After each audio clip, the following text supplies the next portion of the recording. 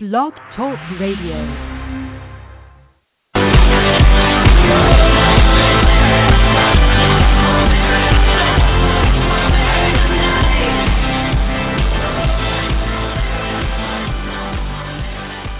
Hello, everybody. Welcome to the Losing Your Parents International Radio Show, broadcasting from Portland, Oregon.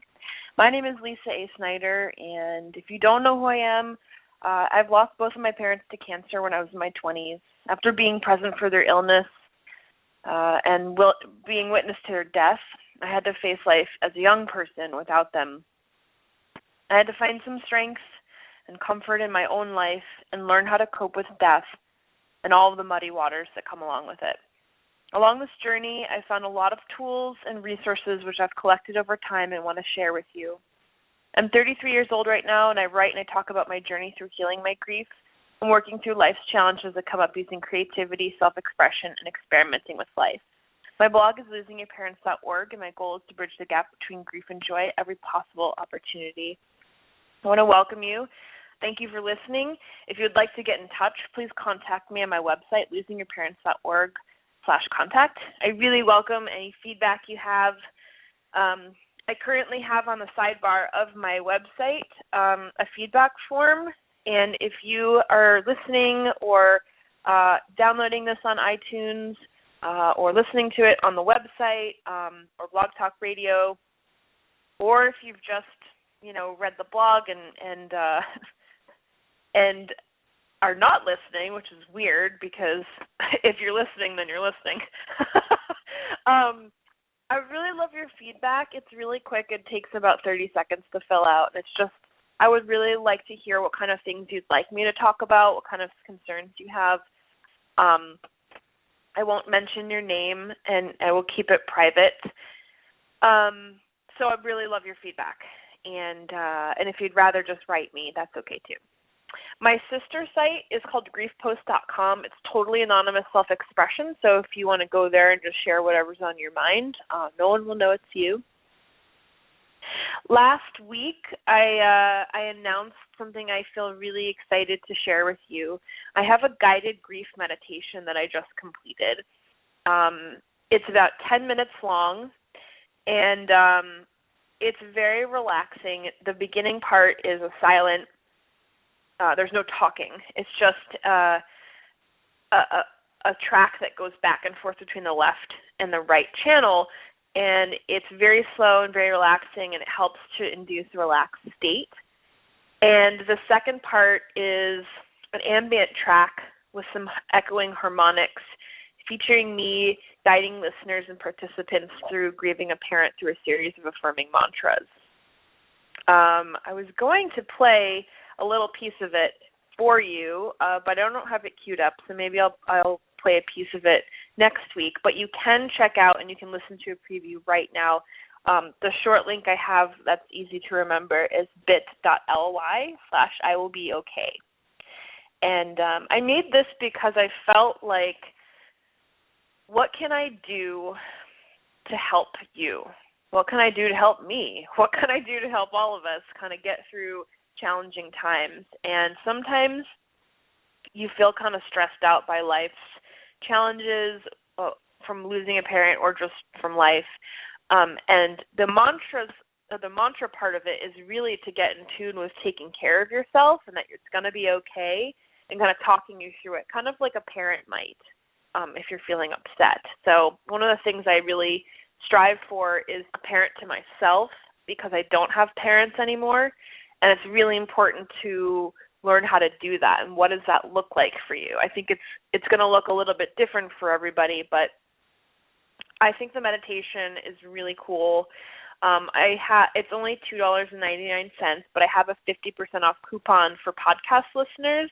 If you just use coupon podcast at checkout at bit.ly/I-will-be-okay, you can get that for half off. And I would love if you decide to download it. Let me know your feedback. If you liked it, if you didn't like it, if you found it helpful, what other kinds of meditations you think would be helpful, because I would like to pursue moving forward with getting some more meditations out there into the world.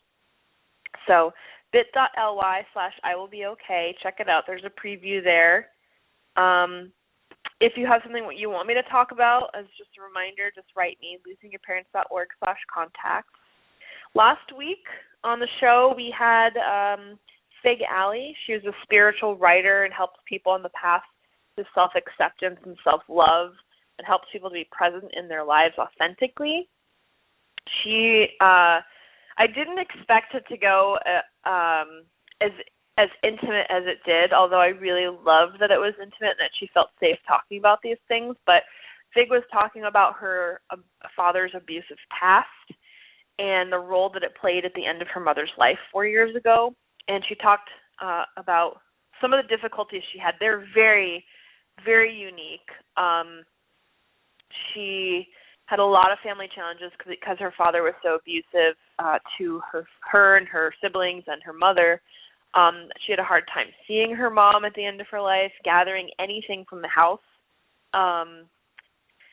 And afterwards, I learned during this, after her mom died, I learned during this interview that Fig, her brothers and sisters were asked by her father to not speak to her anymore, and they would get paid $100,000 if they didn't speak to her ever again, and everybody took the money, which is insane. So it's incredible that this human has moved forward. I know that a lot of us, if we've lost parents, and maybe we've had a lot of traumas around it, and everyone's story is different. But I really have to applaud Fig for moving forward in her life. That is why I'm so passionate about what I do and talking to people and connecting with people and even having this show, is to turn the light on stuff that's really hard and really uncomfortable so that we can all move forward. Because I believe in this life that we're meant to feel joy and feel happiness. In fact, I'm getting goosebumps right now as I say that. And I don't think that we're here to totally be miserable this whole life. So I just try to, when I'm feeling upset, try and talk myself through things, try and use things that have worked for me in the past. And I think that's what Fig is doing. She's learned how to take care of herself in a difficult time, and is now teaching other people how to live more authentically in their lives. So if you have questions for Fig and you want to reach out to her, her email address is figally, FIGALLY @gmail.com. That's also available on my website if you just look for the interview. It's episode 26. Yeah, so if you just search for that on my site, you'll be able to find it there as well. So this week I was hoping to have another interview by somebody who wanted to talk about flashbacks, and instead I'm going to be just talking about my own flashbacks. I received some feedback in an email from a listener whose mom had died about a month ago, and has been feeling a lot of symptoms of grief, has been awesomely seeing a grief therapist, which I highly recommend. If you can get into therapy during this challenging time, I highly recommend that. Had mentioned about possibly having post-traumatic stress disorder, which put me on the path of trying to find other people who wanted to talk about this. And I can see this being an ongoing thing because it's so huge to have post-traumatic stress around the death of a parent. It's so traumatic in itself. And, what does that look like? I think it's different for everybody, but it's really where suddenly you're not present anymore and you're taken back and and I can't say I've had a lot of post-traumatic stress. I think after I was in an abusive relationship for a couple of years, and after getting out of that relationship, I noticed some similar post-traumatic stress symptoms. So actually, let's do something. Let's just Google it.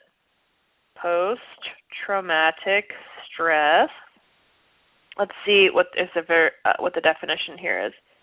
So I'm going to Wikipedia. Post-traumatic stress disorder may develop after a person is exposed to one or more traumatic events such as major stress, sexual assault, terrorism, or other threats of a person's life. The diagnosis may be given when a group of symptoms such as disturbing recurring flashbacks, avoidance or numbing of memories of the event, and hyperarousal. I wonder what that means. I mean, I kind of think I know what that means. Continuing for more than a month after the occurrence of a traumatic event. So I'm going to just sort of speak freely about my own flashbacks that I had. A lot of them were actually, going back, I just have to remember, a lot of them were in dreams, which really isn't being awake, but I would have times when I was awake too. So let me just talk through this a little bit. So when my mom was sick, she, and actually on YouTube, not on my Losing Your Parents channel, but on another channel, I have some video of us, like, in the hospital.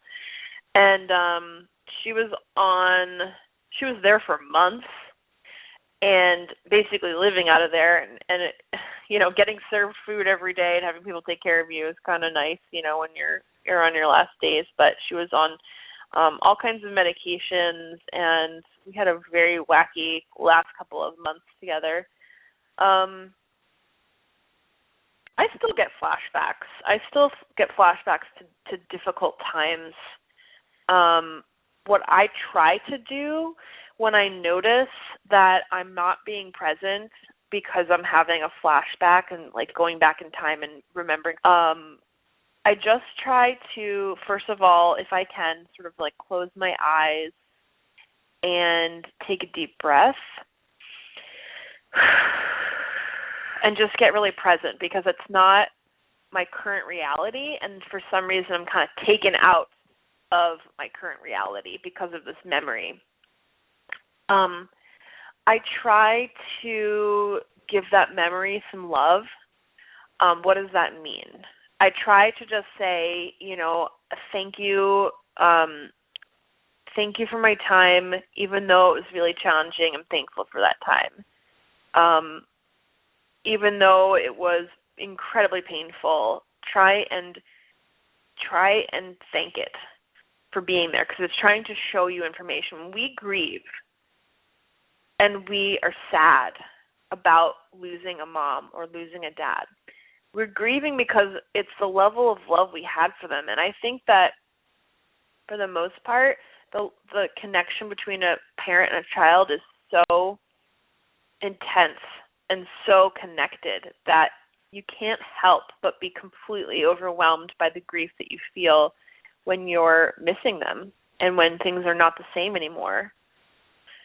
So trying to get present is the first thing that I try to do when I'm having a flashback, if I can. Stepping away from the moment, like if you're at a party or a gathering or something, just kind of like, I kind of go to the bathroom a lot just to, like, get away from everybody and close a door and have a moment. Sometimes it's just honestly sitting on the toilet and just being like, okay, or just standing there and, like, looking in the mirror or not looking in the mirror. Like, it's actually a great resource. Bathrooms are great to, like, change the energy around, just, like, excusing yourself and having to go to the bathroom. Like, I've used that a lot in certain situations. So I went to this thing. I'm going to connect it to the flashbacks, but I went to this thing called Diksha. I'd never heard of it before, but it's kind of like Reiki, but it comes from India. And you used to have to get to a certain place spiritually and then be able to take Diksha, is what they call it, take Diksha. And so it's really kind of energy through the head. And so here in Portland, there is a group of people that kind of get together. And a friend of mine was like, hey, do you want to go with me to this thing? I'm like, I'm only trying anything once, and to feel it out. She gave me some previews about what it might feel like. And so the beginning part of it was we talked about things that are difficult in life, and it was a circle of people, and we were talking about feelings and going right to the feeling, which is something we really try to avoid. This is really, really, really, really key if you want to move through emotions and get to the other side, because there is another side. I know it feels like you're never going to get there, but there is another side. You have to feel the feeling from start to finish and complete it. You can't avoid. So what does that mean? How do you feel a feeling? Great question. I might be making an assumption here that women are more comfortable feeling feelings all the way to completion. They're just more, generally speaking, more comfortable with feelings, talking about it, expressing themselves. So you can do feel a feeling all the way through quietly inside yourself. So when I'm noticing discomfort, my immediate reaction is to avoid. I will do anything but feel that feeling, but I know it's coming anyway, and it's going to erupt in some other place, and I'd rather take care of it sooner than later. So there's a couple of things. This is the Sedona method. You can Google that or find that on my website. If you just do a search, I talk about the Sedona method. It's a series of questions. The other thing is to really just kind of like sit with the feeling and breathe and feel it. And it's really actually kind of a blip in the matrix. It's 9 times out of 10, it's not a big deal, but it does feel painful. Pain feels painful. I don't totally know why, as humans, we have to feel the feeling of pain. I'm constantly confused by it, but I guess it's part of our life lesson here, and I don't understand why, but to be human is to have a full range of emotions, and that's one of the reasons I believe that we're here, and that's one of the reasons PMH Atwater talks about being here, is that we've chosen as souls to have an earth life because of the full range of emotions, and it just can't happen anywhere else in the universe. So feeling the feeling, and it hurts, and oh my God, facing it sucks. It sucks. I'm going to be totally honest with you. It sucks. It is momentary, and it helps you to get to the other side. So sometimes feeling a feeling means crying. Sometimes feeling a feeling means just being like totally angry, and not angry at anybody else. Like nobody else should be totally involved unless you're with a therapist or somebody professional, in my opinion. If you have someone you feel super safe with feeling feelings, totally support that too. But you don't have to be around anybody else. You can really take care of yourself and your own feelings by just kind of feeling them all the way. And once you're done, you're like, wow, like, first of all, congratulations, I did that. You know, you did that. Secondly, noticing how you feel after you've felt them. You feel lighter. You feel like a weight has been lifted off your chest. And being really present for that moment too. Once you've felt the feeling, is just noticing how it feels to be on the other side. Because you're going to put that in your pocket and take that with you every single time you want to feel feelings. So coming back to the Diksha, and then I'll come back to the flashbacks. The Diksha, we were talking about feeling feelings all the way and avoiding them. And so when you receive Diksha, what they do is you close your eyes, and there's some meditative music happening, and then people who are like, I don't know what they call them, but people who are specialized to do it come around, they put their hands over your head, and you feel like this tingling and this energy, and you really just like let it in. You also are allowing yourself to face emotions, like stuff that comes up for you, and it's supposed to make you feel lighter. I went into the Diksha. I didn't have anything I needed to work on, honestly. Like, I mean, there's always something to work on, but I didn't have anything like seriously like concerning and seriously like upsetting or anything.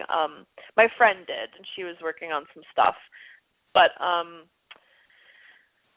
yeah, they came around several times, and each time I felt this lightness and this energy shooting through my body and this tingling in my head. It almost felt like when they left, they took their hands off my head, I could still feel their hands on my head. It was a really interesting experience. So, so with flashbacks, you have to experiment with what works for you. in my opinion. That's really what I try to do. I try to see what is it that I'm experiencing. So I used to have a lot of dreams where I would see my mom in like a coffin, or like looking really weird in I almost said hotel bed, my God, a hospital bed. There's been many times where I woke up and I thought my parents were still alive because it felt so real. Replaying their death again and again and again and again throughout dreams, like, has been really hard. I currently don't have any flashbacks. I mean, I have happy flashbacks. Like, I try to really focus on the happy ones and really take them in, because that's what I have. Like, that's what I have to work with. I don't want to remember my parents in, like, their later stages of life. I do remember them, but I don't want to, honestly. Like, I don't want to remember them like that. I want to remember them when they're healthy, we had good times together. I'm honestly about to face something incredibly difficult. I'm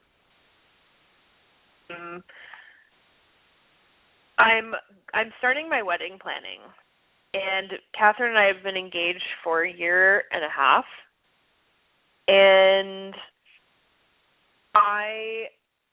I'm shifting gears a little bit, but I'm connecting it to this because what I'm noticing is a lot of pain is coming up and fear stuff, honestly.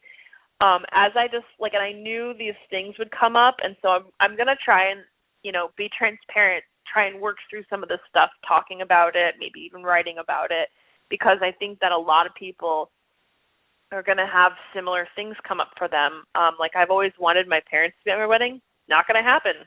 They're not going to be there in person. I moved to Portland, Oregon from New Jersey. A lot of my people are in New Jersey. A lot of my friends and family are in New Jersey. And I've got a lot of fears coming up that, people aren't going to come.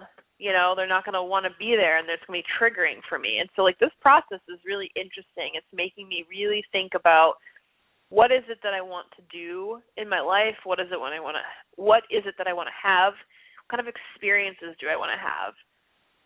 So as I kind of take this apart and figure out, well, what kind of wedding do I want? I want people to be there who I love.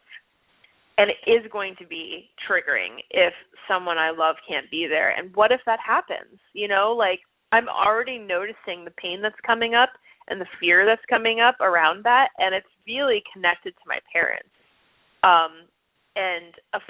I think one of the things that if I think about it and I'm honest about it and it's connected to is feeling alone and feeling like the hole in my heart is sort of opening up again. And I want my wedding day to be a good one. I want my wedding day to be a memorable one. I want it to be fun. I definitely want people around me that I love, because that's really going to make it 1,000 times better. I do have my cousin Gary, who accepted my request, or me asking him to walk me down the aisle.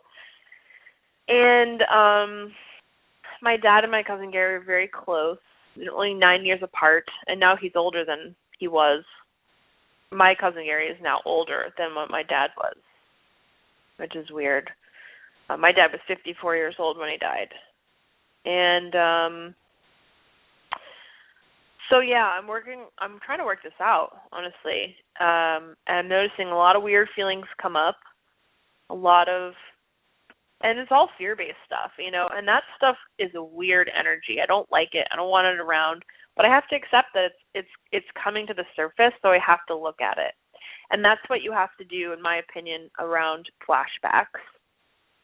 I don't know what kind of flashbacks everyone is having, if you have them at all, but if you are having them, I think it's important to take a step back and look at them.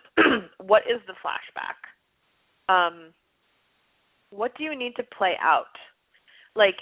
Sometimes I think that we have flashbacks because we're feeling guilty about something, and we need to sort of look at it and forgive ourselves for whatever that is, remembering something terrible because we couldn't provide something for that person or give them something. And I think it's an opportunity for growth, and I think it's an opportunity for self-forgiveness. I think a lot of times we suffer after a parent dies because we have not forgiven ourselves for certain things or accepted that something is a certain way. Like, for instance, my parents aren't going to be physically at my wedding. So I can avoid the uncomfortable feelings that are coming up for me. I can notice them and say, wow, this is going to be interesting. If I totally ignore them and then on my wedding day I'm like, oh my God, like not prepared at all, that might suck. You know, like that might have some sucky, for lack of a better word, repercussions. And I would like to have a happy day. So I got to work through some stuff before that happens. Accepting, coming to a place of acceptance. Really hard to do, especially when the wounds are fresh. Being super gentle with yourself. Like if you're having a flashback, being super gentle and treating yourself like a loving parent. Being like, oh, like inside, like being like, I'm so sorry. You're feeling upset right now. I love you. It's going to be okay. Taking deep breaths, stepping outside. If you are strong enough and feel capable enough to do so, to work on the feelings around that particular flashback that you're having. Maybe you need to play it out all the way through in your mind. Maybe you need to write about it. Maybe you need to act it out. Maybe you need to forgive yourself for whatever is or isn't. The forgiveness part's hard, honestly, but it's totally doable. It's totally possible. And when I say forgive yourself, I mean forgive yourself, like freely. Like, you know how like if you've got a dog and you know your dog did something bad and you're mad at it or whatever, and or that you've left them for a couple of hours, and the dog always forgives you, like totally, 100% is starting from square one. Humans, it's funny because I heard Cesar Millan say this, humans, they don't start at square one. There's always some kind of like, I forgive you, but I won't forget, you know? And you have to help yourself move forward in your life if you want to. You know, this is an interesting thing. I noticed that in the last 2 weeks, I've lost some Facebook followers, probably about 8 or so. I don't know who they are. But I had this moment where I was like, oh, and then I was like, you know what? This isn't for everybody. This journey that I'm on and that I'm trying to talk more about and getting real and talking about feelings and working on healing, it's not for everybody. I would like it to be for everybody, but it's not for everybody. It's for those who want to move forward. Like my message to you is to work on your healing, to move forward, and to have joy. And people are just not ready for that. This is a very sensitive topic. It's been a very interesting journey trying to find my way through how to communicate what's going on. And what you can do to help yourself, but I'm always down for more resources and talking about those resources, talking about feelings. I really only got a little bit of time left here, so I just want to thank you for listening. I'm really not sure what we're talking about next week. I'll probably be talking about this wedding part a lot as I try and move through some of the discomforts. If you want to let me know what you talk about, I would love to hear from you. Write me on my website, losingyourparents.org/contact. And if you've got feedback, I would really love to hear it. Thank you so much for listening, and I hope you have a beautiful day.